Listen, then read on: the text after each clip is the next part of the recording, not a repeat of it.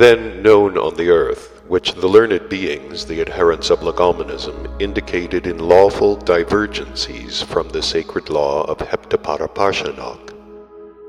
or as they called it, the law of sevenfoldness. But in the interval of time between these two civilizations of theirs, their being rumination has so deteriorated that they now already do not know nor even suspect the existence of such an all-universal law on their planet.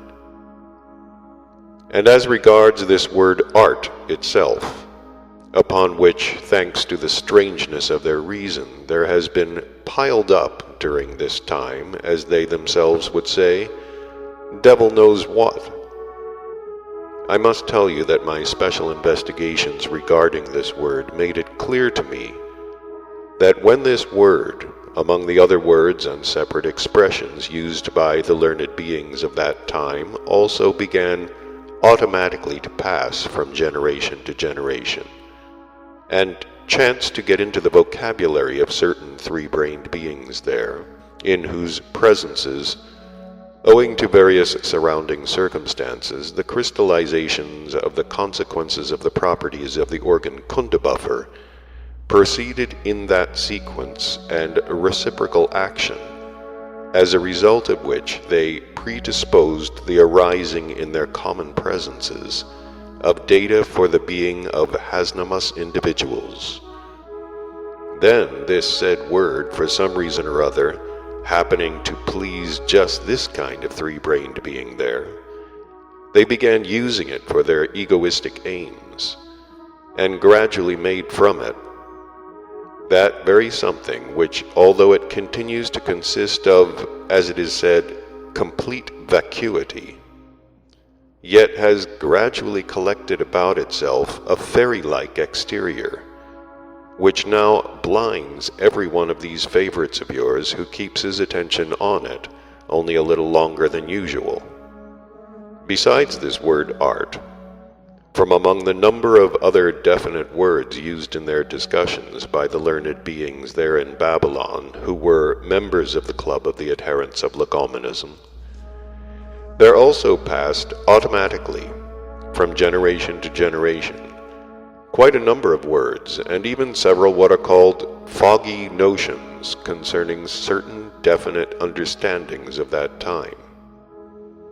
Among the latter, both in respect of name and caricature imitations, are there contemporary theaters now existing there. You remember, I have already told you that both the hall and the demonstrations themselves of the learned beings belonging to the group of mysterists then at Babylon were designated by the word theater. If I now explain to you a little more in detail concerning this contemporary theater of theirs, then perhaps you will have enough material for the elucidation, first of all,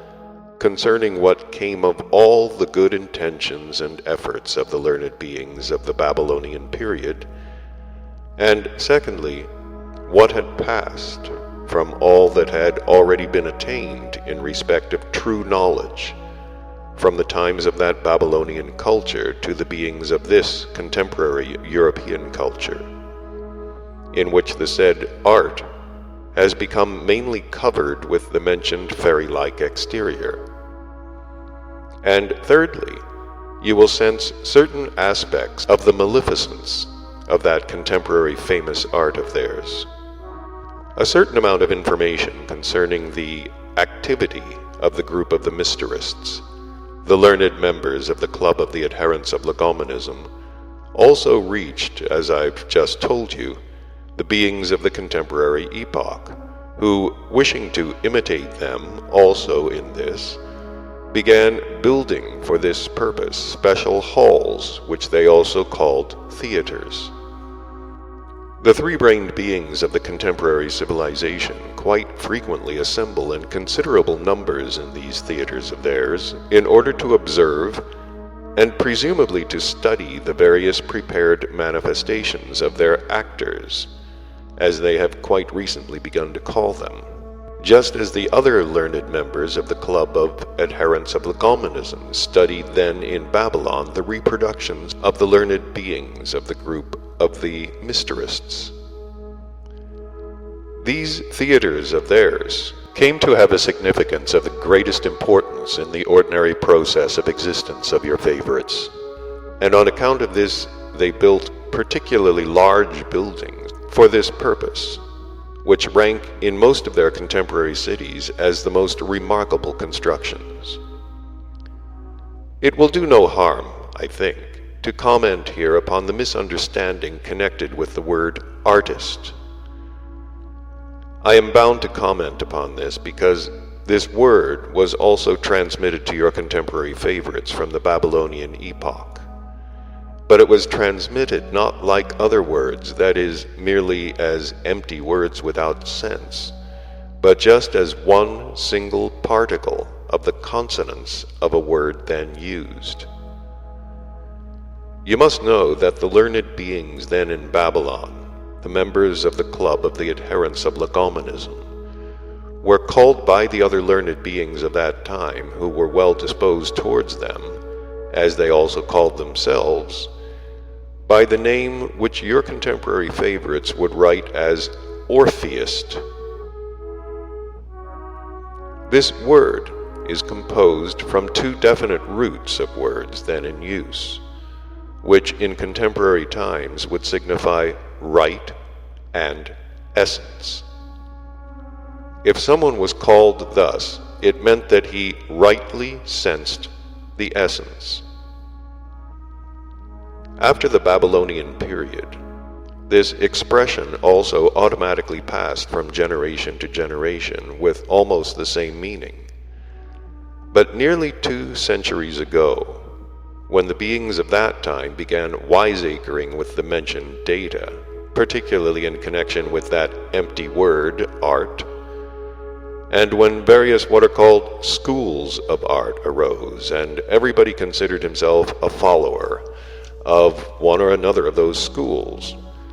well, just then, never having understood its genuine sense, and chiefly because among the number of the said schools of art there was also a school of a certain, as the contemporary beings already called him,